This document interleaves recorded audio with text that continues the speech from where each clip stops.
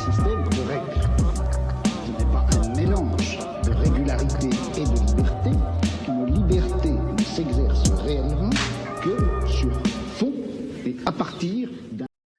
Innanzitutto, prima di rispondere, vi ringrazio dell'invito. Antes de responder, agradezco por la invitación, por estar aquí presente en esta red. Bueno, agradece por la traducción y por la invitación. Entonces, para ir directamente a la pregunta que ha sido planteada, iniciaré diciendo que la cuestión planteada por Foucault es fundamental y tal vez sea más actual hoy que en aquel momento histórico que la formuló. En 1979, la ola de movimientos sociales en Europa y Occidente de los años 60 y 70 estaba ya en su ocaso. Y sin embargo, desde hacía al menos una década, esos movimientos promovían alternativas al liberalismo, especialmente en la producción de formas de vida. En ese momento, la respuesta de Foucault es contundente. No hay una racionalidad rectora del socialismo. Empecemos por entender el significado de esta afirmación. En mi opinión, hay que situarlo en el contexto de aquellos años. Foucault parece hacer un balance de la derrota política de los movimientos sociales de la época, en la medida en que fueron incapaces de producir su propia racionalidad socialista de gobierno, una gubernamentalidad socialista. En 1979, para Foucault, el socialismo solo encuentra su expresión política en la forma del Estado. Por ejemplo, en la Unión Soviética, por poco tiempo todavía, y en otras formas del socialismo real, pensemos por lo menos en China, que entran en el paradigma Foucaultiano del Estado policial. No es casualidad que en estas mismas páginas del curso Nacimiento de la biopolítica, a propósito del socialismo, Foucault recuerda el análisis que hizo en el curso anterior, Seguridad, Territorio, Población, y lo remonta ahora explícitamente a un Estado policial, a un Estado hiperadministrativo. Foucault sostiene: el socialismo funciona como la lógica interna de un aparato administrativo. Si la Unión Soviética y China representan una forma autónoma de Estado socialista en ese momento, sigue siendo como la lógica interna de un aparato administrativo del Estado. El socialismo penetra en la democracia liberal y el orden del mercado. Este es también el caso del ordoliberalismo alemán, del que habla Foucault en la conferencia en cuestión, y del estado de bienestar en general. En resumen, el socialismo histórico es una forma de administración cuyo destino está inextricablemente ligado a la forma del Estado. A pesar de ser antiestatales, los movimientos sociales de la década de 1960 y 1970 no lograron producir una racionalidad de gobierno alternativa a la del Estado policial y la sociedad disciplinaria, algo que Foucault encuentra en el llamado neoliberalismo estadounidense. Hete aquí la actualidad de la provocación de Foucault.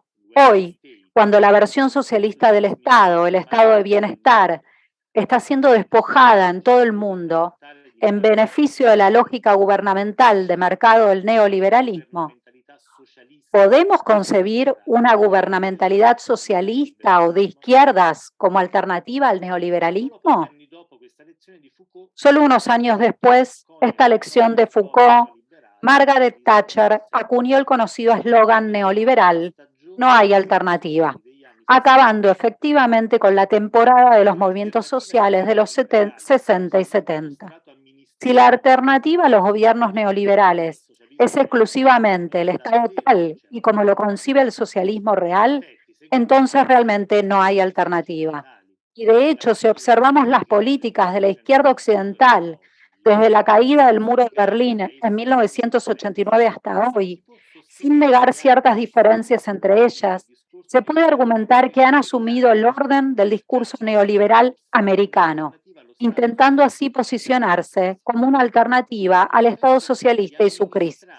Es decir, un tratado de administrar cada vez menos según los principios socialistas el mercado global establecido por el discurso neoliberal, al mismo tiempo que asumían, de hecho, la gubernamentalidad neoliberal. En resumen, han intentado adoptar la misma estrategia para la razón de mercado que antes para la razón de Estado. El resultado fue el mismo: fortalecer e implementar su administración sin producir una alternativa, una gubernamentalidad socialista al arte de gobierno, primero liberal y luego neoliberal. Lo que Foucault argumentó en su momento a favor del socialismo es válido hoy. El socialismo no es la alternativa al liberalismo, no están al mismo nivel, aunque hay niveles en los que chocan o en los que se desenvuelven mal. De ahí la posibilidad de su desafortunada simbiosis. Al final, en lugar de lograr la hegemonía en el orden del discurso neoliberal, los partidos de tradición socialista consiguieron el resultado contrario. Favorecieron la aparición de una alternativa de derecha, como el neosoberanismo y el llamado retorno del Estado. Pero prestemos atención a esto, tengamos cuidado. Estos derechistas solo se presentan retóricamente como una alternativa al neoliberalismo. Todavía tenemos que ceñirnos al análisis Foucaultiano del liberalismo, quizá integrándolo con el análisis de Antonio Gramsci sobre el ascenso del fascismo en Italia. En los cuadernos de la cárcel, Gramsci ya había comprendido bien que en una situación de crisis, ante la desorganización de las clases subalternas y la pérdida de autoridad de la clase dominante, éstas podían apoyarse en un partido del orden, sino precisamente en la figura del líder carismático. Por tanto, Gramsci explicó el fascismo no como un acontecimiento excepcional, sino como un fenómeno estructural y no coyuntural. No de otra manera, respondiendo a la llamada a la vuelta al orden y a la necesidad de un liderazgo fuerte, deben interpretarse hoy los neosoberanismos, no menos los que entre ellos se tildan de neofascistas. De hecho, no representan en absoluto una reacción ni una alternativa a la hegemonía del neoliberalismo, sino que se inscriben en él y están en función de la preservación de su orden.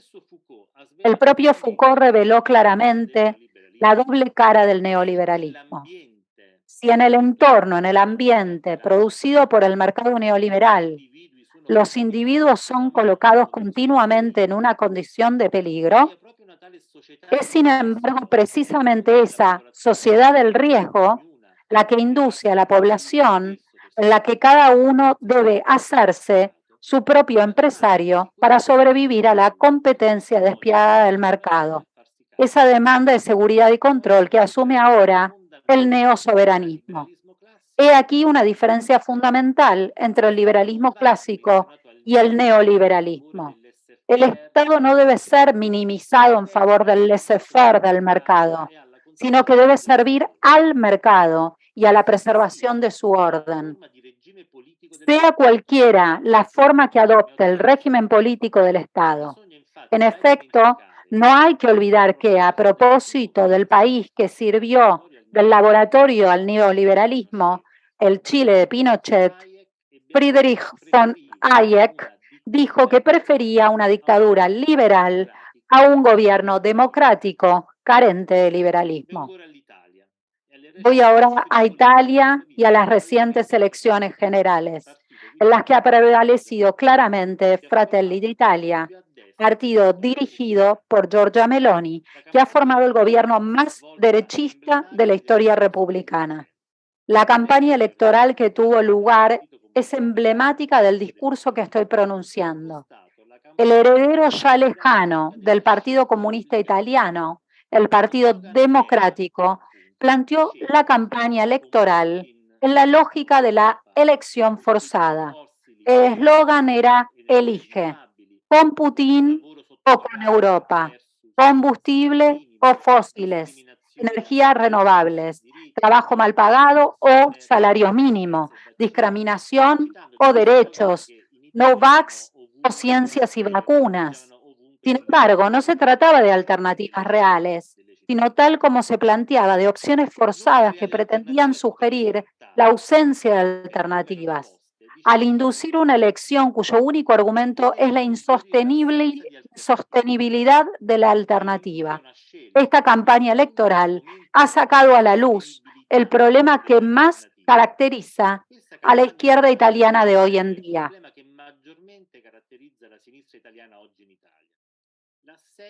La ausencia de un orden de discurso alternativo al neoliberal. De hecho, es bien sabido que el neoliberalismo ha hecho suyo el paradigma de tal elección, tal y como se teoriza en la llamada teoría de la elección racional. Una teoría de la elección está presente incluso en Hayek desde 1943 para definir la acción económica, que se caracteriza por la reducción de las posibilidades de acción a una alternativa entre dos opciones, consecuencia de la limitación objetiva de las posibilidades de acción que induce al individuo a optimizar sus elecciones en función de la consecución del fin predeterminado, haciendo que la acción racional sea exitosa. Ni decir tiene que la reducción de la elección a una alternativa seca conduce entonces fácilmente a la elección forzada de que no hay alternativas. La acción económica adaptada al individuo y a sus necesidades, la provisión de una alternativa no hace que la elección sea más eficaz, sino más predecible, calculable y mensurable. El resultado de las elecciones italianas demuestra, evidentemente, que la lógica neoliberal de la elección forzada no condujo al resultado que el Partido Democrático esperaba, por una razón simple. La opción que debía expresar la posición de extrema derecha representaba precisamente una elección dentro del orden neoliberal y no una alternativa incompatible con él. Puede llamarse neofascismo, neosoberanismo o neopopulismo. Pero todavía no he respondido a la pregunta de si es posible una forma autónoma de racionalidad socialista. Hemos visto que Foucault parece descartarlo, incluso considerando su conferencia de 1978, que es la crítica, donde define la crítica como el arte de no ser gobernados en exceso. En mi opinión, al menos para considerar la posibilidad de una racionalidad autónoma y alternativa al neoliberalismo, hay que recuperar la dimensión de la decisión política.